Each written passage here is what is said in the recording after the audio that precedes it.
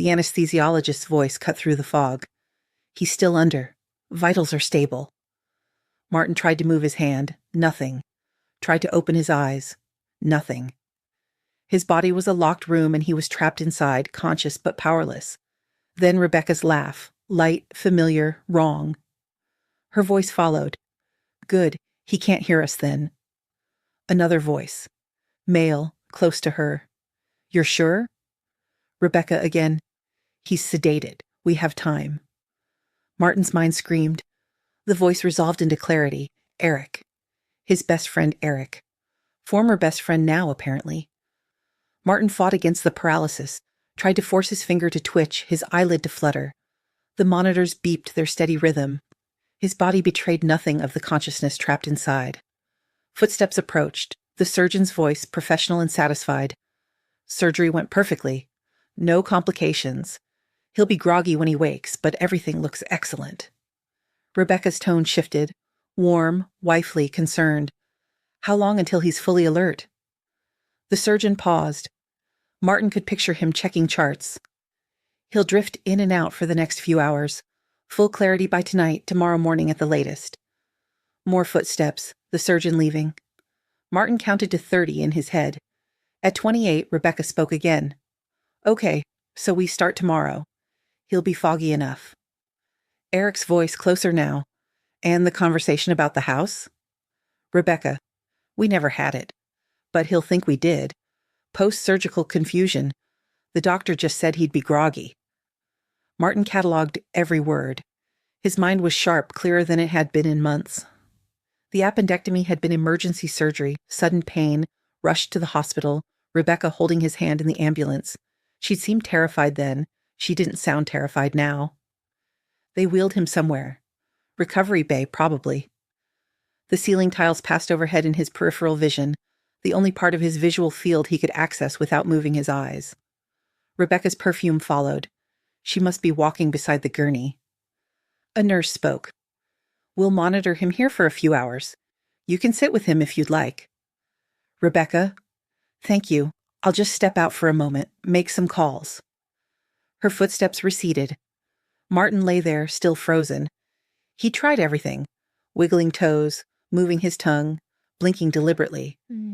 His body refused every command. But his hearing worked perfectly. Too perfectly. In the bay next to him, someone groaned. A different nurse murmured something soothing. Machines beeped in rhythm. And in the hallway, just audible, Rebecca's voice. He bought it completely. We just need him confused for a few days. Eric's reply was too quiet to catch. Rebecca laughed again. That same light laugh she used when they watched comedies together, when Jake told a joke at dinner, when Martin brought her coffee in bed. The sound of it had always made him smile. Now it made something in his chest go cold. The anesthesiologist returned. Martin heard her checking equipment, adjusting something. She spoke to a nurse. Keep an eye on this one. Vitals are good, but I want to make sure emergence goes smoothly. The nurse acknowledged. Martin wanted to scream. I'm already emerged. I'm conscious. I'm right here. Help me. His mouth wouldn't form the words. His paralyzed state felt like drowning in slow motion, fully aware of the water in his lungs, but unable to surface. Time became strange. He couldn't tell if minutes or hours passed. Rebecca came back, her hand on his arm. I'm right here, honey. Her voice was gentle. He knew that gentleness now for what it was. Performance. The touch of her hand made his skin crawl, but his body couldn't flinch away. She sat beside him. He heard her phone buzz, heard her typing. Occasionally she'd squeeze his arm. You're doing great, she'd murmur, as if he were running a marathon instead of lying paralyzed while she plotted against him. Sensation returned gradually. First his toes, he could feel them, then wiggle them slightly. Then his fingers. The paralysis was lifting but slowly, agonizingly. A nurse came by, asked Rebecca to step out while they checked his incision. Rebecca left. The nurse was efficient, kind. She asked questions he couldn't answer yet. Can you hear me? Blink if you can hear me. He managed a slow blink. She smiled. Good. You're doing fine. The anesthesia will wear off soon. She adjusted his IV. Pain level will increase as you wake up. We'll manage it. Don't worry. She left. Rebecca returned, sat. More time passed. Martin's throat began to work. He swallowed. It hurt. The intubation tube had left everything raw. He made a sound. Rebecca leaned forward immediately. "Martin? Honey?" He tried again. Managed. "Water." His voice was a croak. She called for the nurse. They gave him ice chips. The cold was shocking, real, grounding. He was coming back. 4 hours post-op, according to the clock on the wall, the surgeon visited. Martin could move now, slowly, painfully, but he could move. The surgeon asked standard questions. "How's your pain? Can you feel your toes? Any nausea?" Martin answered each one. His throat felt shredded. The surgeon nodded, satisfied. "Recovery looks good. We'll keep you overnight for observation, but you should be able to go home tomorrow." He paused. Sometimes patients experience what's called anesthesia awareness, consciousness during surgery or emergence. It's rare, but if you noticed anything unusual, let me know. Rebecca's hand tightened on Martin's. He felt it. He looked at the surgeon. "I heard everything." The surgeon's eyebrows rose. "During the surgery?" Martin almost laughed. "Would have, if it wouldn't hurt." "After, in recovery." The surgeon relaxed. "That's normal. Patients often hear conversations as they're waking up. Nothing to worry about." He made a note on his chart. "Any other concerns?" Martin looked at Rebecca. Her face was perfectly composed. Concerned wife, relieved the surgery went well. He looked back at the surgeon. No other concerns." That night, Martin lay awake in the hospital bed. Rebecca had pulled a chair close, insisted on staying. She was asleep now, her breathing even. The hospital hummed with quiet activity. Footsteps in the hallway. Distant beeping. Someone's television playing softly. Martin's incision throbbed despite the pain medication. He welcomed the pain. It meant he was awake, alert, feeling. He tested his memory the way he'd test a student's understanding of chemical bonds. Recited the periodic table in his head. Named every student in his AP chemistry class.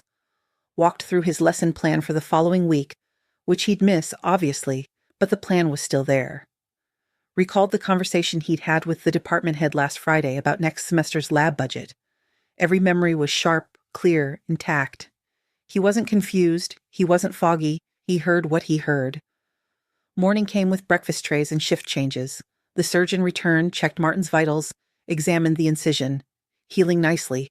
I'm comfortable discharging you today. Standard post-op instructions, rest, nothing strenuous for 2 weeks, follow up in 10 days. He handed Rebecca a packet of papers. Pain management, warning signs, all the information you need. Rebecca thanked him. The surgeon turned to Martin. "Your school knows you'll be out for a couple weeks?" Martin nodded. "Sick leave approved?" The surgeon smiled. "Good. Use the time. Recovery is important." He left. A nurse came to remove the IV, go over discharge instructions. Martin dressed slowly. Rebecca had brought clothes from home. Sweatpants, soft t-shirt. Everything felt too tight around his middle. They wheeled him out in a wheelchair despite his protests. Hospital policy. The car ride home was quiet. Rebecca drove carefully, taking turns slowly. "How's your pain?" she asked. "Manageable," Martin said. She glanced at him. "You should take the full dose of medication. Doctor's orders." Martin made a non-committal sound. They pulled into the driveway. Eric's truck was parked on the street. Rebecca noticed Martin noticing. "He brought flowers, and he helped me move some furniture yesterday. Made sure you'd have clear paths to walk." Martin hadn't asked for furniture to be moved. He got out of the car slowly, his incision pulling with each movement. Inside, the living room did look different. The coffee table had been shifted. The armchair repositioned. Eric's flowers sat on the kitchen counter, expensive arrangement, orchids and lilies. Rebecca helped Martin to the couch. "Just rest. I'll get you water and your medication." She brought both. The pill bottle rattled. Martin looked at it. Oxycodone. He dry swallowed one pill. Rebecca frowned. "You should take it with food." Martin. "I'm fine." That night he couldn't sleep again. The medication made him drowsy but not unconscious. He got up carefully, moved through the dark house. Found Rebecca's phone charging in the kitchen. Their anniversary was the passcode. She'd never changed it. Something twisted in his chest. That date meant something once. He opened her messages, scrolled. Nothing from Eric. That was wrong. Eric texted constantly, always had, even before this. Martin checked her call log. 2 calls to Eric yesterday, one lasting 40 minutes, but no texts. Deleted then. He opened her banking app, still logged in. Saw screenshots, house equity loan applications. His stomach turned, though not from the surgery. He closed everything, put the phone back exactly where he'd found it, and went back to bed. Rebecca stirred when he slid under the covers. "You okay?" she murmured. "Fine," he said. "Just getting water." She made a small sound and fell back asleep. Martin lay beside her and stared at the ceiling. This was his life now, cataloging evidence, watching his wife perform concern, waiting to see what came next. Outside, a car passed. Its headlights swept across the bedroom ceiling. Martin watched the light move, fade, disappear. Then, darkness again. The school smelled like floor wax and old textbooks. Martin moved slowly through the hallway, his hand pressed lightly against his side. 2 weeks post-op, and he'd negotiated half-days with the principal. Rebecca had protested, "You need more rest," but he'd insisted. The classroom felt like sanctuary. His students asked about the surgery with that particular teenage mix of curiosity and awkwardness. Did they really just yank it out? "Can we see the scar?" Martin deflected with humor. "Appendix staged a hostile takeover. We negotiated terms. It lost." They laughed. Someone asked if it hurt. "Less than grading your last lab reports," he said. More laughter. His phone buzzed. "Rebecca, don't overdo it." He didn't respond, just turned the phone face down on his desk and started reviewing ionic compounds. Lunch period found him in the faculty lounge with coffee he probably shouldn't be drinking. The biology teacher asked how he was feeling. Martin gave the standard answer, recovering well, grateful for modern medicine, looking forward to full days. She nodded and returned to her grading. He was halfway through his sandwich when Jake appeared in the doorway. Rebecca's son. 17, tall, perpetually uncomfortable in his own skin. They'd lived in the same house for 3 years and barely knew each other. The kid had been 12 when Martin married Rebecca, furious about the divorce from his father, determined to hate any replacement. Martin had given him space, maybe too much. Jake shifted his weight. "Your mom said you might be here," Martin offered. Jake shook his head. "I didn't tell her I was coming." He stepped inside, closed the door. "Can I just sit? For a minute?" Martin gestured to the chair across from him. Jake sat, stared at his hands. Martin ate his sandwich and waited. Finally, Jake spoke. "Is chemistry hard? Like, actually hard or just boring?" Martin considered. "Depends on whether you think understanding how the world works is boring." Jake almost smiled. "That's a teacher answer." Martin: "I'm a teacher." They sat in silence. Not uncomfortable exactly, just 2 people occupying space. Jake picked at a thread on his backpack. "Mom's been weird lately," he said finally. Martin took a sip of coffee. "Weird how?" Jake shrugged. "Snapping at me, saying I never told her things when I know I did. Like last week, there's a college fair. I showed her the flyer, put it on the fridge. Day of the fair, she's yelling about how I never communicate. The flyer's still on the fridge. Right there, she just acts like she never saw it." Martin's chest tightened. He knew this playbook now. Every page, every line. "Does she do that a lot?" he asked carefully. "Tell you your memory's wrong?"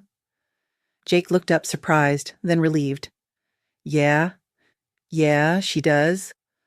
I thought maybe I was..." He trailed off. Martin: "Going crazy?" Jake nodded. Martin leaned back carefully, mindful of his incision. "You're not. If you saw the flyer, you saw it. Trust that." Jake studied him. "She says you've been confused since the surgery. Says you're remembering stuff that didn't happen." Martin's laugh was dry. "I bet she does." The bell rang. Jake stood quickly. "I should..." "Martin, you're welcome here. After school, whenever." Jake paused at the door. "Why?" Martin, because your memory isn't broken, and someone should tell you that. The kid's face did something complicated, then he nodded and left. Martin sat alone in the faculty lounge and thought about patterns. Chemical reactions followed rules. Add heat, reaction speeds up. Add catalyst, pathway changes. Human behavior was messier, but it had patterns too. Rebecca wasn't just gaslighting Martin. She'd been doing it to Jake for years. Probably longer. The kid had learned to doubt himself the way Martin was just learning now. Except Jake was 17, still forming his understanding of reality, still deciding if his perceptions could be trusted.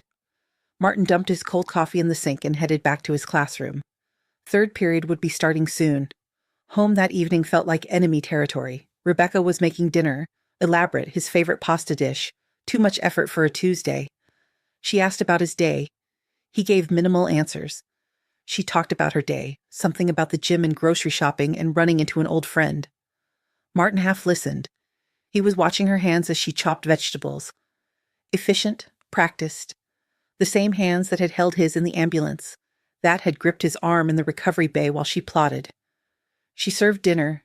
They ate. The silence stretched. Rebecca finally broke it. I'm worried about you. Martin looked up. She continued, You're distant, quiet, not yourself. Martin, I'm recovering from surgery. Rebecca, it's more than that. You barely talked to me.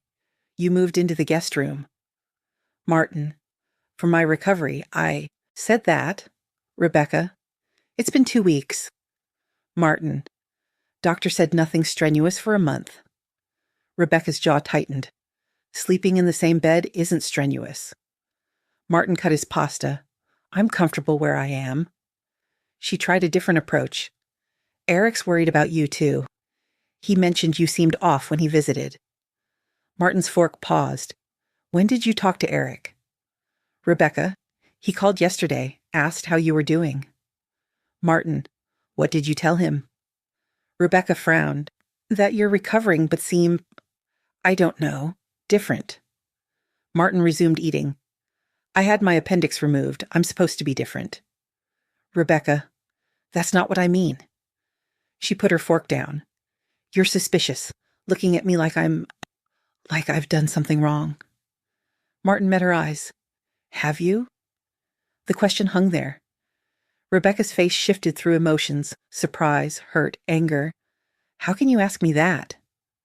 Martin, pretty easily, actually. Rebecca stood, her chair scraping. This is what I mean, this paranoia. It's not you.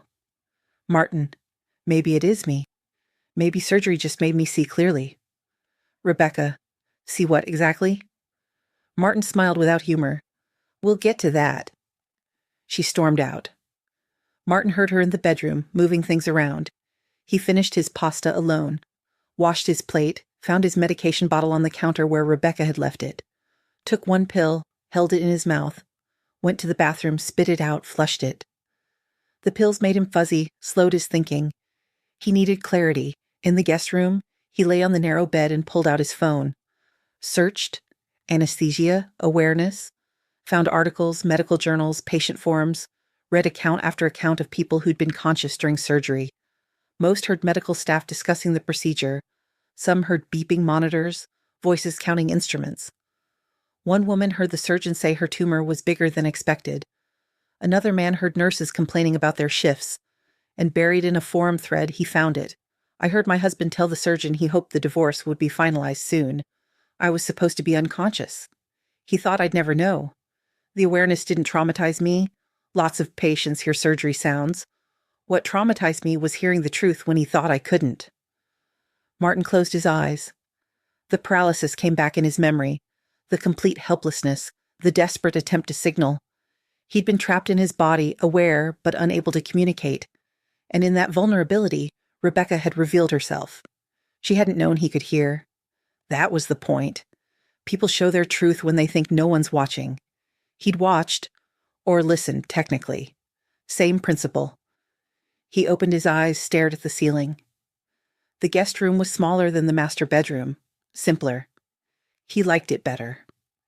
His phone buzzed. Text from an unknown number. This is Jake. Got your number from school directory. Hope that's okay. Martin replied, It's fine. Everything all right? 3 dots appeared, disappeared, appeared again.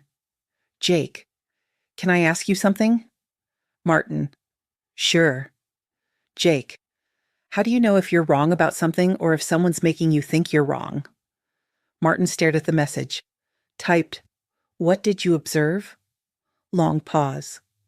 Jake, Mom said we never talked about the college fair, but I remember showing her the flyer. I remember her saying she'd drive me. Martin, then you observed those conversations? That's data. Jake, but what if I'm remembering wrong? Martin, are you? Jake, no. Martin, trust that. The weekend arrived. Martin moved through the house like a stranger. Rebecca had invited Eric over for Sunday brunch, announced it Friday night like it was already decided. Martin didn't object, wanted to see them together now that he knew. Eric arrived with bagels and orange juice, hugged Rebecca too long, too familiar, shook Martin's hand. How you feeling, man? Martin, better every day. They ate on the patio. Eric talked about work, something about a project deadline. Rebecca laughed at his stories. Martin watched the performance. Eric asked about Martin's teaching. Must be tough going back so soon after surgery. Martin, it's fine. I like my work. Eric, Rebecca said you've been, how did she put it? Struggling with some confusion? Martin's coffee stopped halfway to his mouth. He looked at Rebecca. She had the grace to look uncomfortable. Eric continued, post-surgical stuff, right? Memory issues? Martin set his coffee down. My memory's perfect, actually. Eric, well, Rebecca mentioned a lot of things. Silence. Eric glanced at Rebecca. She jumped in. Martin, I'm just concerned. You've been accusing me of...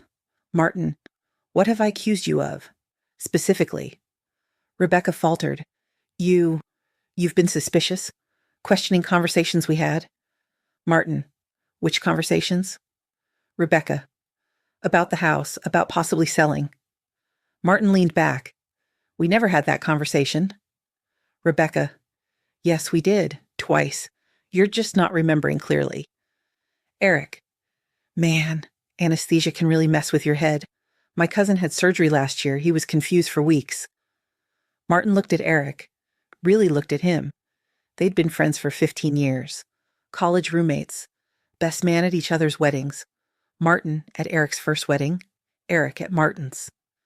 They'd watched football together, complained about work together, helped each other move apartments and houses. And now Eric sat on Martin's patio, eating Martin's bagels, backing up Rebecca's lies. You should leave, Martin said quietly. Eric, what? Martin, you should leave my house. Rebecca. Martin. Martin stood. Both of you, get out. Eric stood too. You're not thinking straight. Maybe you should talk to someone. A professional. Martin's laugh was sharp. I talked to the anesthesiologist. Confirmed I had anesthesia awareness during emergence. Everything I heard was real. Every conversation. Rebecca's face went pale. Eric recovered faster. That's still traumatic. It's affecting your judgment. Martin walked to the sliding door, opened it. Out. Eric looked at Rebecca. She shook her head slightly. Eric turned back to Martin. We're trying to help you. Martin, help yourselves to the door. Eric left first. Rebecca lingered. We need to talk about this. Martin, we really don't. She left. Martin slid the door shut behind them, locked it. Through the glass, he watched Eric and Rebecca in the driveway. They were arguing, her hands gesturing sharply, his posture defensive. They thought he couldn't see them. He saw everything. Monday. Jake found Martin after school again. The kid had started showing up regularly, helping prep labs, organizing supplies. Today he was quiet. Martin gave him space. They worked in silence for 20 minutes. Then Jake. Mom asked if you're acting strange around me. Martin. What did you tell her? Jake. That you're the only one acting normal. Martin glanced at him. Jake was staring at a beaker like it held answers. She does this thing, Jake continued, where she tells me I'm too sensitive, or I misunderstood, or I'm remembering wrong, and I start wondering if she's right, like maybe I am too sensitive. Maybe I do misunderstand everything. Martin set down the litmus paper he'd been organizing. What was your childhood like? Before your dad left? Jake thought about it. Normal, I guess, then not. Mom would get mad about stuff, then say she never said what I heard her say. Dad would back her up sometimes. Other times he'd tell me later that I was right, but don't argue with your mother. Martin. So you learned your reality was negotiable. Jake looked up. Yeah, exactly that. Martin pulled over a stool, sat carefully. His incision still pulled when he moved wrong. I'm going to tell you something, and I need you to really hear it. Your observations are data. If you saw something happen, it happened. If someone tells you it didn't, that's them rewriting data, not you misremembering. Jake's eyes were bright. But what if I'm wrong sometimes? Martin. Then you verify, check your data. But Jake, if you keep finding your data's accurate and people keep telling you it's not, the data isn't the problem. Jake nodded slowly. Is that what Mom's doing to you? Rewriting data? Martin. Yeah. That's exactly what she's doing. Jake. Why? Martin. Because the truth doesn't serve her. They sat in the quiet classroom. Outside, students headed to buses, cars, sports practices. Normal afternoon sounds. Jake finally spoke. I thought I was going crazy. Martin. That's the point. If they make you doubt yourself, you stop trusting your own perceptions. Then they can tell you anything. Jake. But you trust yours. Martin. Now I do. Took me a while. That night, Rebecca demanded a family meeting. Martin came home to find her in the living room with papers spread on the coffee table. Eric was there. Martin stopped in the doorway. I said he wasn't welcome here. Rebecca, he's here to help. Eric stood. Martin, we care about you. We're worried about your mental state. Martin walked past them to the kitchen, got water. They followed.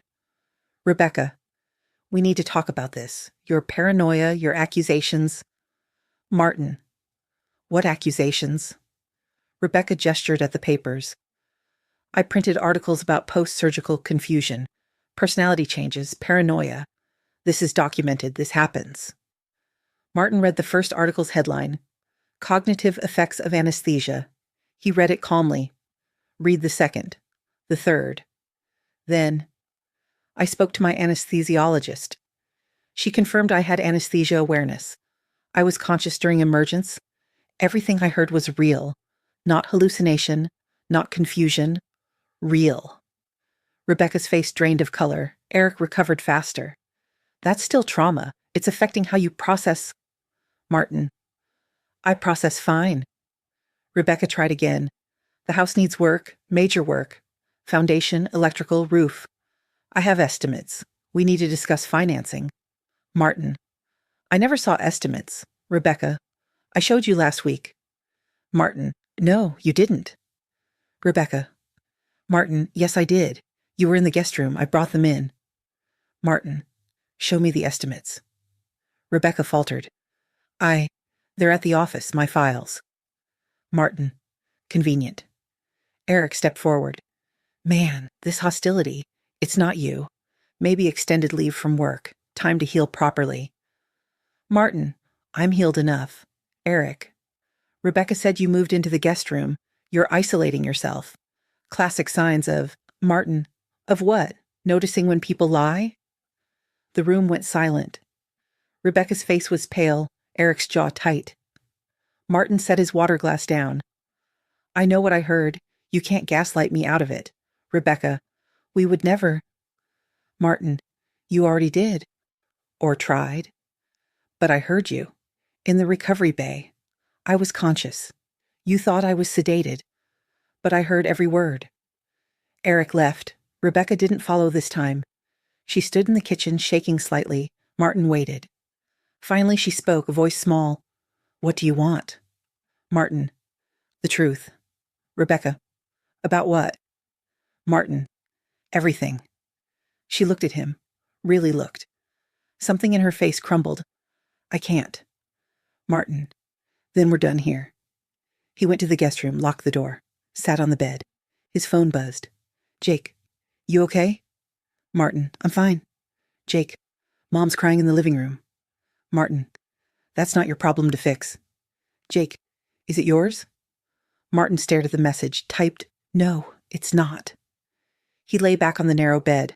Outside, night sounds filtered through the window. A dog barking, someone's music playing, normal neighborhood noises. Inside, his life was fracturing, but the fracture felt like relief, like a bone that had set wrong finally being rebroken so it could heal right. He closed his eyes. Tomorrow he'd teach chemistry. Tomorrow Jake would probably stop by the classroom. Tomorrow would continue, whether Rebecca cried or not. He was done trying to convince her of his own reality. He knew what he heard. That was enough. Martin filed for divorce on a Tuesday. Rebecca didn't know yet. The lawyer had been straightforward. With no kids together and minimal shared assets, it would be clean if she didn't contest. Martin told him about the house. Sign it over to her. I don't want it. The lawyer frowned. That's a significant asset. You're entitled to half. Martin, I'm entitled to peace. The house costs more than it's worth. The lawyer made notes, asked about finances. Martin walked him through everything, joint accounts, his pension, her retirement fund. Split it down the middle. I keep my pension, she keeps hers. I'll take my personal property. The lawyer asked if Martin was sure. Martin was sure. He'd spent 3 years in that house watching himself disappear. He'd trade every square foot for clarity. School had become his real life. The classroom made sense in ways his marriage never had. Chemical reactions followed laws. Add sodium to water, get an explosion. Add acid to base, get salt and water. Predictable. Honest. His students were working on a unit about observation versus interpretation. Same data, different conclusions, he explained. Your job is to record what you actually see, not what you think you should see. A girl in the front row raised her hand. But what if what you see doesn't make sense? Martin, then you look again. Check your variables. But if you keep seeing the same result, trust it. Reality doesn't change because we don't like it. He demonstrated with litmus paper. Dipped it in a solution. It turned red. What did you observe? Students called out, It turned red. Martin, not it looked red or I think it's red. It turned red. That's observation. Now, what does that tell you about the solution? A boy in back. It's acidic. Martin, based on? The boy, the red color indicates pH below 7. Martin, good. You observed, then interpreted based on evidence. Jake stayed after class. Had been staying after most days now. Today he brought a notebook. Can I show you something? Martin gestured for him to continue. Jake opened the notebook.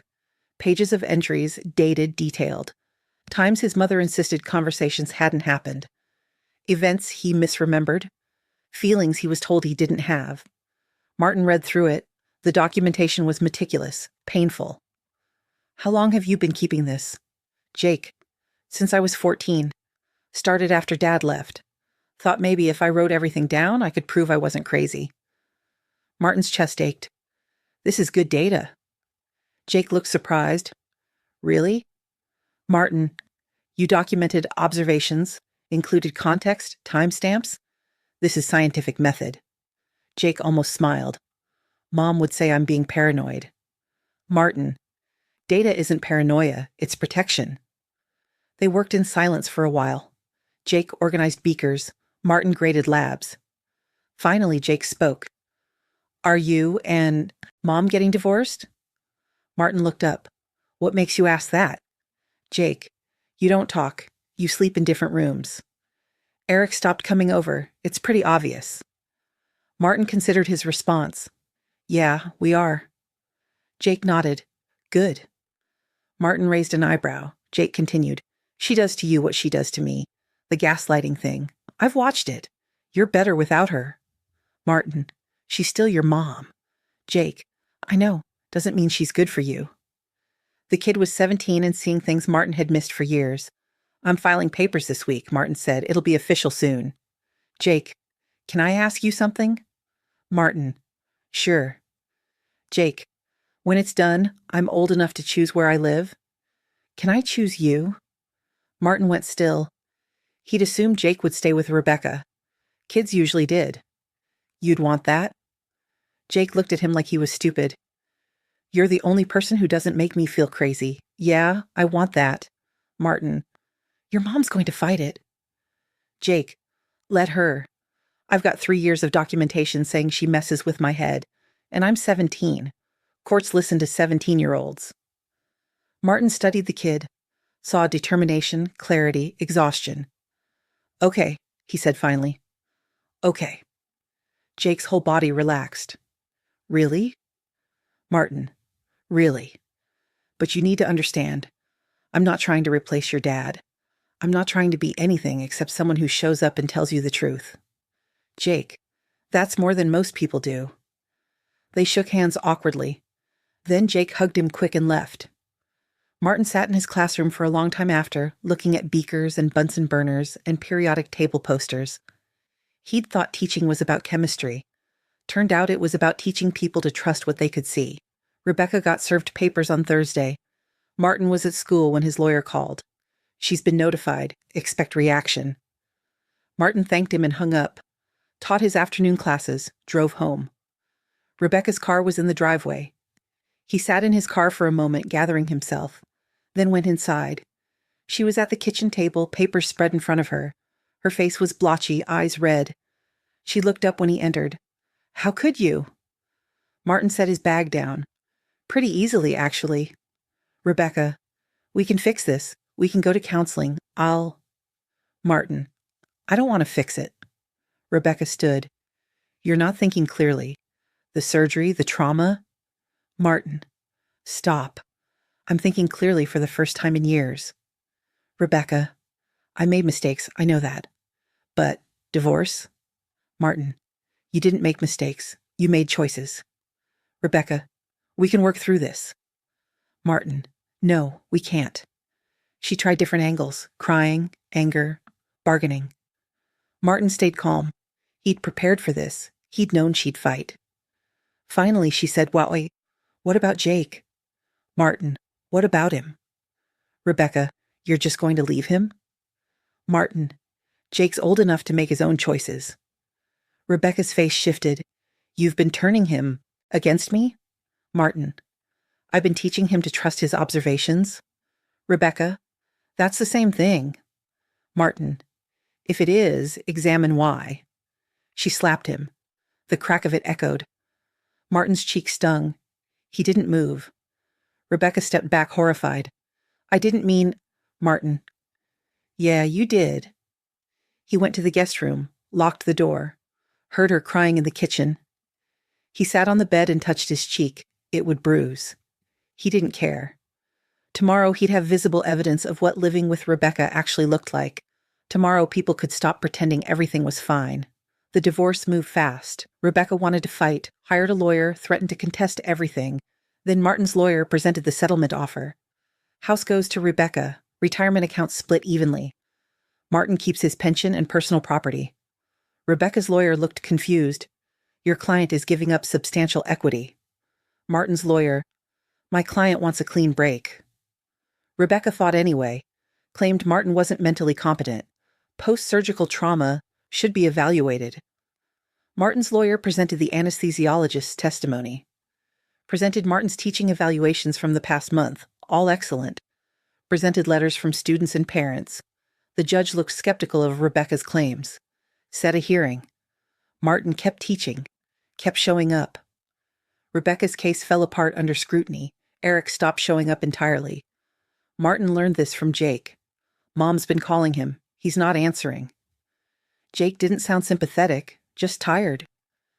They were in Martin's classroom. Jake was helping set up a demonstration for tomorrow's class. I think they were only together because of you, Jake said, like their whole relationship was about the plan. Martin, the plan. Jake, getting your money, the house, whatever. Without that, they've got nothing. Martin considered this. You're probably right. Jake, does that bother you? Martin, no, should it? Jake, I don't know. Seems like it should. Martin, I'm past bothering about what should be. I'm dealing with what is. Jake nodded. That's a very chemistry teacher answer. Martin almost smiled. I'm a chemistry teacher. The final hearing was scheduled for early December. Cold day, gray sky. Martin wore a suit. Met his lawyer outside the courthouse. They went through what to expect. Standard questions. Division of assets. Child custody if Jake testified. Martin was ready. Inside, Rebecca sat with her lawyer. She looked smaller than Martin remembered. Or maybe he was seeing her accurately now. Not the person he'd built in his head, but the person she'd always been. They sat through procedures.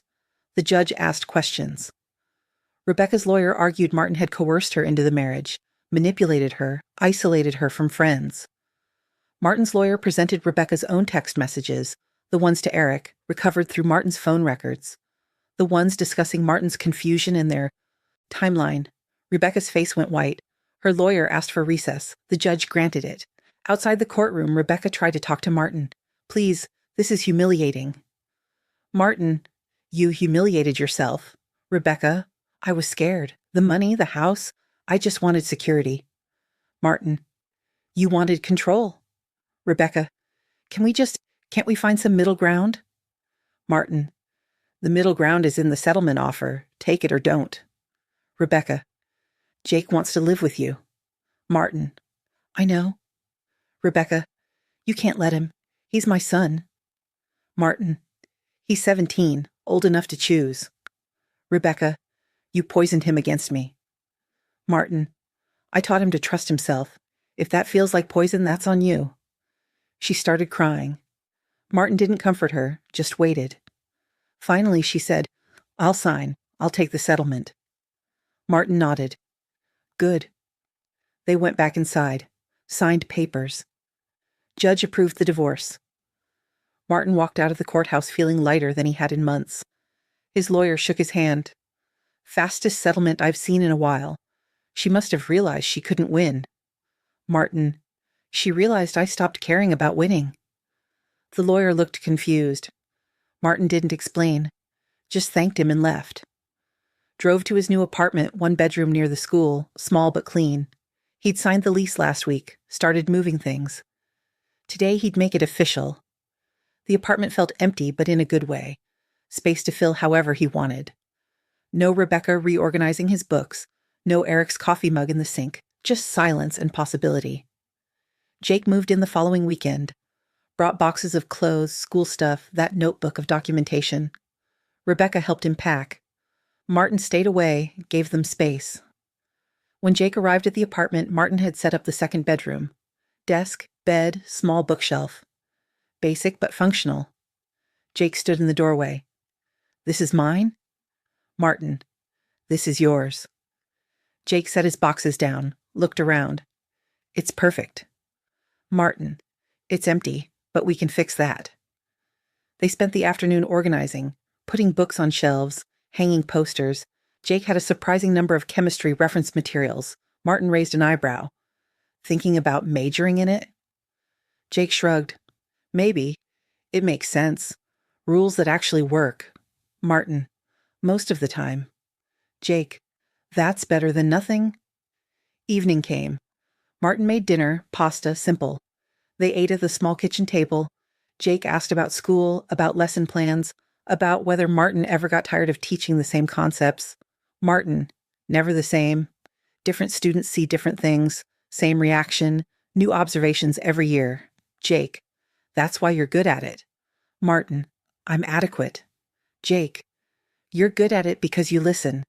Most teachers tell you what you should see. You ask what you actually saw. Martin hadn't thought of it that way. Thanks, he said. Jake nodded. They finished eating, washed dishes together. The apartment was warm, quiet. Outside, traffic sounds. Inside, just two people learning how to be family. That night, Martin lay in his new bed in his new apartment and thought about the surgery. Not the betrayal anymore, just the awareness itself. The moment of paralysis. Consciousness trapped in an unresponsive body. He'd fought so hard to move, to signal, to make someone understand he was awake. The desperation of it, the helplessness. But also, the clarity. No movement meant no performance, no fake smiles, no polite nods, just observation. He'd been forced to listen without reacting, to take in information without filtering it through what he wanted to believe. The paralysis had been terrifying. It had also been honest. Sometimes you had to lose the ability to pretend before you could see things clearly. He closed his eyes. Tomorrow he'd teach. Tomorrow Jake would come home to this apartment. Tomorrow would continue. But tonight he was here, in a space that was entirely his, surrounded by silence that wasn't empty, just truthful. He fell asleep easier than he had in months. Spring semester started with new students and old lessons. Martin stood at the front of his classroom demonstrating a color change reaction. Clear liquid in a beaker, added a few drops of indicator. The solution bloomed deep blue. Students leaned forward, interested despite themselves. "What did you observe?" Martin asked. Hands went up. "It turned blue." The color changed. "It went from clear to blue really fast." Martin nodded. "Good. Now, how do we know it actually changed? How do we know we didn't just see it differently?" A girl in the second row frowned. "Because we all saw it, same thing." Martin: "So consensus validates observation?" The girl hesitated. "I mean, yeah." Martin: "Sometimes. But what if you're the only one who saw something? Does that make your observation invalid?" Silence. Kids looked uncomfortable. Martin: "This matters beyond chemistry. If you observe something, really observe it, not imagine it, that observation has value, even if no one else saw it, even if people tell you you're wrong. The question isn't whether you saw it, the question is what it means." A boy in back raised his hand. "What if you're the only one and everyone else says you're wrong? How do you know you're not crazy?" Martin recognized that fear. Had lived it. You verify, check your data, look for supporting evidence. But if your observation is consistent, repeatable, documented, trust it. Reality doesn't require consensus. The class absorbed this. Martin moved on to the next demonstration, but he felt their attention differently now. They weren't just learning chemistry, they were learning epistemology. How to know what they know. How to trust their own perceptions. He'd never taught it this explicitly before the surgery. Before Rebecca. Before understanding that some people spent their whole lives being told their observations were invalid. Parent-teacher conferences came in February. Martin sat in his classroom with a sign-in sheet and a thermos of coffee. Most conferences were standard, parents concerned about grades, students needing extra credit, the usual. Then Karen Murphy came in with her daughter Sophie. Sophie was a junior, quiet, did well on labs, but struggled with tests. Karen sat down, Sophie beside her. Karen started. "Sophie's been very sensitive lately. Emotional. She says the material is too hard, but I think she's just not applying herself." Sophie stared at her hands. "Martin, what makes you think that?" Karen: "She cries over homework, says she doesn't understand concepts, but she's always been dramatic." Martin turned to Sophie. "What don't you understand?" Sophie glanced at her mother. Karen: "She understands fine. She just gives up easily." Martin kept his eyes on Sophie. "I'm asking her." Sophie's voice was small. "The math. Balancing equations. I follow the rules, but my answers are always wrong." Martin: "Show me." Sophie pulled out homework. Martin looked at it. Her work was methodical, careful, but she'd misunderstood a fundamental concept about coefficients. Easy fix. He explained it. Walked through 2 problems. Sophie's face cleared. Oh, I see it now." Martin: "The concept was unclear. That's not giving up. That's needing clearer instruction." Karen: "She should have asked for help." Martin: "She's asking now." Karen looked defensive. "I'm just saying Sophie tends to be oversensitive, makes things harder than they are." Martin looked at Karen, really looked. "What did she observe that made you think that?" Karen blinked. "What?" Martin: "You said she's oversensitive. What specific observations led to that conclusion?" Karen faltered. She gets upset easily, cries over small things." Martin: "Such as?" Karen: "Like this, the homework. It's not that hard." Martin: But she didn't understand the concept. That's frustrating. Crying when you're frustrated isn't oversensitivity. It's a normal emotional response. Karen's face tightened. I know my daughter. Martin, I'm sure you do. But maybe trust her experience of her own emotions. After they left, Martin sat alone in his classroom. Sophie's face when her mother called her dramatic. That flinch of shame. He knew that flinch. Had seen it on Jake. Had probably worn it himself with Rebecca. The slow erosion of trusting your own reality. He made a note in Sophie's file. Needs concept review, not criticism. Understands material when explained clearly. Not oversensitive, appropriately sensitive. Tomorrow he'd pull her aside, make sure she knew she wasn't the problem, that her observations of her own confusion were valid, that asking for help wasn't weakness, small things, but they accumulated. Like chemical bonds, individually weak, collectively strong. Jake was thriving. That was the word that kept occurring to Martin. The kid had been surviving before, now he was thriving. Better grades, more friends, actually smiled sometimes. He'd joined the Science Olympiad team, came home talking about competitions and experiments. Tonight he was cooking dinner, spaghetti, garlic bread. Martin sat at the kitchen counter grading papers while Jake worked. Mom texted, Jake said, not looking up from the pasta. Wants to know if I'll come to dinner this weekend. Martin, do you want to? Jake, not really. Martin, you should probably see her. Jake, why? Martin, because she's your mom. That relationship is yours to define, but you can't define it without engaging with it. Jake stirred sauce. That's very therapeutic of you. Martin, I've been reading. Jake almost smiled. Yeah? Martin, figured I should understand what gaslighting actually is, beyond just experiencing it. Jake, and? Martin, and it's about power. Making someone doubt their reality so you control the narrative. Jake, so mom. Martin, so mom. They ate dinner. Jake talked about a girl he liked, a chemistry competition coming up, whether he should apply to Berkeley or stay closer. Martin listened.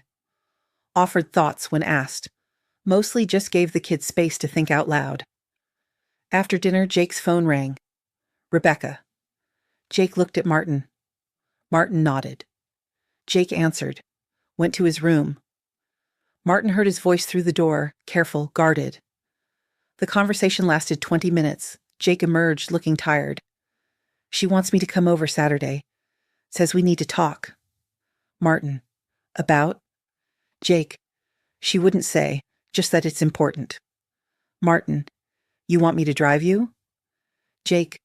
Would you? Martin. Of course.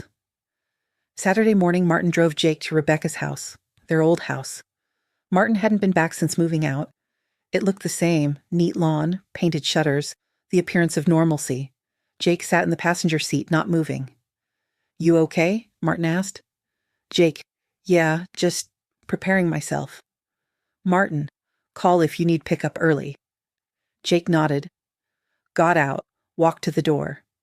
Rebecca answered. She looked at Martin through the windshield. He couldn't read her expression. Then she went inside with Jake. Martin drove away, went to a coffee shop, graded papers, read, tried not to worry. Jake texted after 2 hours, ready for pickup. Martin drove back. Jake was waiting on the porch. Got in the car. Martin pulled away. How was it? Jake. Weird. She kept saying she's changed, the therapy's helping, that she wants to rebuild our relationship. Martin. What do you think? Jake. I think she's performing again. Different script, same actress. Martin. Maybe. Or maybe she is changing. Jake looked at him. You believe that? Martin. I believe people can change. Whether she has, whether she will, that's for you to determine based on observation. March brought standardized testing. Martin proctored exams, watched students struggle through problems. Some panicked, some breezed through. All of them dealt with the pressure of proving what they knew. During a break, a student approached him.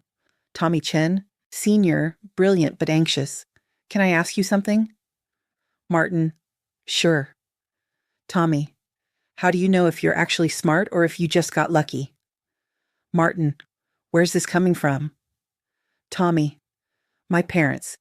They say I need to get into MIT or Stanford, that anything less means I wasted my potential. But what if I'm not actually that smart? What if I just had easy classes? Martin recognized this trap. What's your GPA? Tommy, 4.0. Martin, test scores? Tommy, 98th percentile. Martin, lab performance? Tommy, you gave me an A+ last semester. Martin, so your data says you're academically strong. Tommy, but what if the data's wrong? Martin, data isn't wrong. Interpretation can be. Your parents are interpreting your worth based on college admissions. That's one interpretation. Here's another. You're a smart kid who works hard and understands chemistry. That's true, regardless of where you go to college. Tommy looked skeptical. Martin continued, your parents love you, but their anxiety about your future doesn't define your present abilities. You have evidence, grades, scores, performance. Trust that evidence. Tommy, my dad says if I don't get into a top school, I'll be disappointed forever. Martin, will you? Tommy thought about it. I don't know, maybe. Martin, that's honest. But Tommy, your dad's projecting his fears onto you. His disappointment isn't yours. You get to define your own success. Tommy nodded slowly. Thanks, Mr. Hayes. Martin, call me Martin. Tommy looked surprised. Martin, in here, I'm your teacher, but this conversation isn't about chemistry. It's about trusting yourself. That's human to human. Tommy smiled, left looking lighter. Martin went back to proctoring. Wondered how many students carried their parents' fears like weights. How many learned early that their observations mattered less than others' interpretations. April. Jake turned 18. Martin made breakfast, pancakes, bacon, orange juice. Put a small wrap box on the table. Jake came out of his room, saw it, looked surprised. You didn't have to. Martin, I wanted to. Jake opened it. Inside was a key. Jake looked confused. Martin, to the apartment. You've been using the spare. This is yours. On the lease as a resident. Jake stared at the key. I'm on the lease? Martin, as of yesterday. This is your home. Official. Jake's eyes got bright. He didn't cry, but it was close. Thanks, he said quietly. Martin, happy birthday. They ate pancakes. Jake talked about college plans. He'd gotten into Berkeley and UC San Diego. Was leaning toward San Diego, closer but not too close. Martin supported either choice. You've got good instincts, Martin said. Trust them. Jake, you say that a lot. Martin, because it's true. That evening, Rebecca called, asked to take Jake to birthday dinner. Jake agreed. Martin stayed home, gave them space. Jake came back late, looked exhausted, sat on the couch next to Martin. She cried, Jake said she's sorry for everything, for messing with my head, for not being the mom I needed. Martin, how'd that feel? Jake, true but late, like where was that apology 3 years ago? Martin, people apologize when they're ready, not when we need it. Jake, is that fair? Martin, no, but it's reality. Jake leaned back. She asked if I'd forgive her. Martin waited. Jake continued. I don't know if I can. Not yet. Maybe not ever. Martin, that's okay. Jake, is it? Martin, forgiveness isn't mandatory. It's a choice. You get to make it on your timeline. Jake nodded. They sat in silence. TV playing quietly. Outside, the city hummed. Inside, they were just two people learning how to be family. Jake eventually went to bed. Martin stayed up. Thought about Rebecca's apology. Wondered if it was genuine or strategic. Decided it didn't matter. Her journey was hers. His was his. May brought finals and graduation preparations. Martin's seniors were stressed, excited, nostalgic. He kept class moving. They still needed to learn until the last day. But he also gave them space to process the transition. One afternoon, Sophie Murphy stayed after class. the girl whose mother called her oversensitive. She'd aced the final. Martin had made a point of reviewing concepts with her all semester. "I wanted to say thank you," Sophie said. "For what?" Martin asked. "Sophie, for believing me, about the homework, about not understanding. My mom kept saying I was being dramatic, but you just explained it. Martin, you weren't being dramatic. You needed clarification." "Sophie, I know that now, but I didn't before." She paused. "Can I tell you something?" Martin nodded. "Sophie, my mom does this thing where she tells me I'm too sensitive, that I overreact, that my feelings are wrong, and I started believing her, started thinking maybe I was broken." Martin's chest tightened. "You're not broken. Sophie, I know, because you asked what I observed, not what I felt, what I observed. And my observations were right. The homework was confusing. I needed help. That's not oversensitive. That's just accurate." Martin thought about all the Sophies in the world, all the Jakes, all the people taught to doubt their own perceptions. "Your observations matter," he said. "Your feelings matter. Don't let anyone convince you otherwise." Sophie smiled. "I won't. Not anymore." She left. Martin sat in his empty classroom, looked at the periodic table on the wall, the beakers on the shelf, the equations on the whiteboard. He'd thought he was teaching chemistry. Turned out he was teaching trust. Trust in observation, trust in evidence, trust in reality. The chemistry was just the vehicle. Graduation came on a warm June evening. Martin attended as faculty, watched his students walk across the stage. Tommy Chen got into Stanford after all. Looked genuinely happy about it. Sophie Murphy was heading to a state school, planning to major in chemistry. Wanted to be a teacher, she told Martin. "So I can tell kids their observations matter," she'd said. Martin had smiled. "You'll be good at it." Now he watched her accept her diploma. Saw her family in the stands, her mother cheering, probably still thinking Sophie was too sensitive, probably never understanding what she'd almost broken. But Sophie knew. That was what mattered. Jake wasn't graduating until next year, but he came to support Martin's students, sat in the bleachers. Afterwards, they went for ice cream. Jake talked about his own senior year, about what he wanted to accomplish. "I want to publish a paper," he said, "on observation methodology, about how we teach people to doubt themselves and how to counteract it." Martin, "That's ambitious." Jake, "You inspired it. The way you teach, asking what we saw instead of telling us what to see." Martin, "I'm just teaching chemistry." Jake, "You're teaching truth. Chemistry's just the subject." They ate ice cream and watched the sunset. Martin thought about the surgery, not with pain anymore, just with distance. That moment of paralysis had split his life into before and after. Before, he'd trusted easily. After, he'd verified constantly. Before, he'd accepted narratives. After, he'd demanded evidence. The awareness hadn't traumatized him. What he'd heard had. But he'd survived what he heard. More than survived. He'd transformed it into something useful. Summer arrived, school let out. Martin had months of rest ahead. He spent June organizing his classroom for next year. Jake worked part-time at a lab downtown. They fell into routines, grocery shopping, cooking together, movie nights, hiking on weekends. Rebecca texted occasionally, tried to maintain contact with Jake. Jake responded politely but distantly. "I don't hate her," Jake explained once. "I just don't trust her. And I don't know if I ever will." Martin, "That's fair." Jake, "You don't think I should forgive her?" Martin, "I think forgiveness is complicated.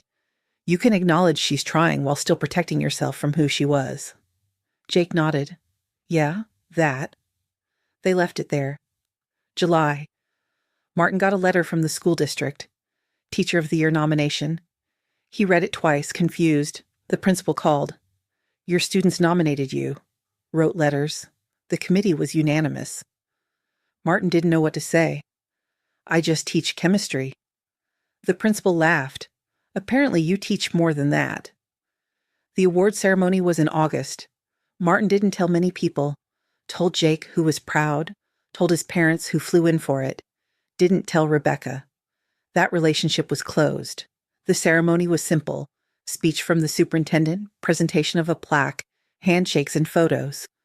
Martin gave brief remarks, thanked his students, thanked Jake for reminding him why teaching mattered, sat down. The evening ended. He drove home with his plaque and felt nothing dramatic, just satisfied. He'd shown up every day, done his job. Apparently, that was enough. Late August, Jake preparing for his senior year, Martin preparing for fall semester. They were in the apartment one evening when Jake asked, "Do you ever think about the surgery?" Martin looked up from his lesson plans. "Sometimes." "Why?" "Jake, because it changed everything, right? You heard Mom and Eric. Everything after that was different." Martin considered this. The hearing changed things, but the change was mine. I chose what to do with the information. Jake, but if you hadn't heard them? Martin, I'd probably still be there, letting her rewrite reality, doubting myself. Jake, so the surgery was good. Martin, the awareness was information. I'm glad I had it. Jake nodded. I think about it sometimes. What would have happened if you stayed? If you kept believing her? Martin, you'd still be there too. Still doubting yourself. Jake, yeah.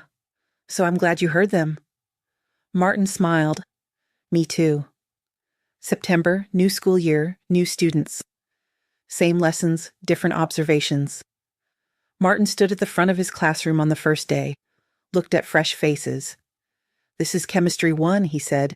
We're going to study matter, energy, reactions. But more than that, we're going to study observation.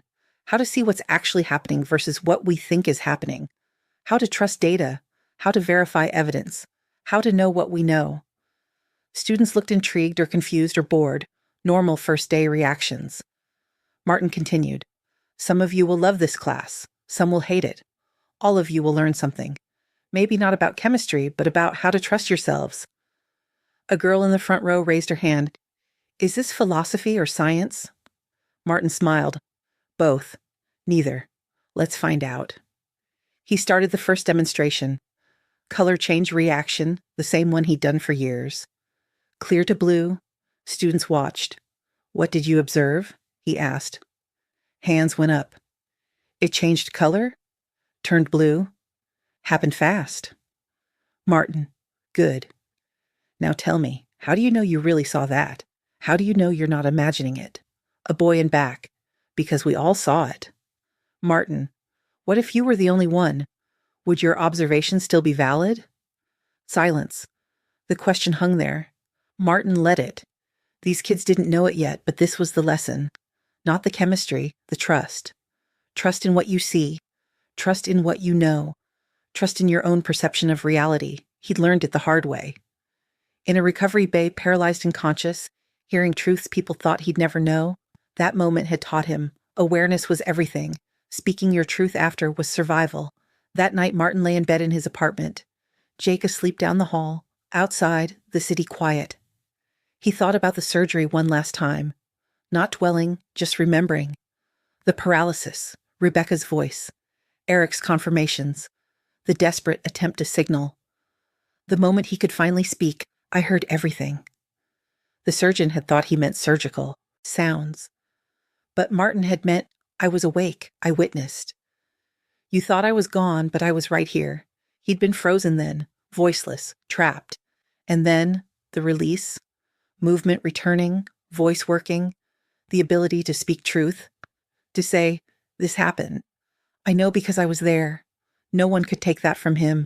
He'd heard what he heard, spoken what he knew, left what didn't serve him, found what did. The awareness hadn't broken him. It had freed him. Not from the marriage, from the lie that his reality needed anyone else's permission. He closed his eyes. Tomorrow he'd teach. Tomorrow Jake would go to school. Tomorrow would continue. But tonight, he was here, fully conscious, speaking when he chose, silent when he wanted, finally, completely awake.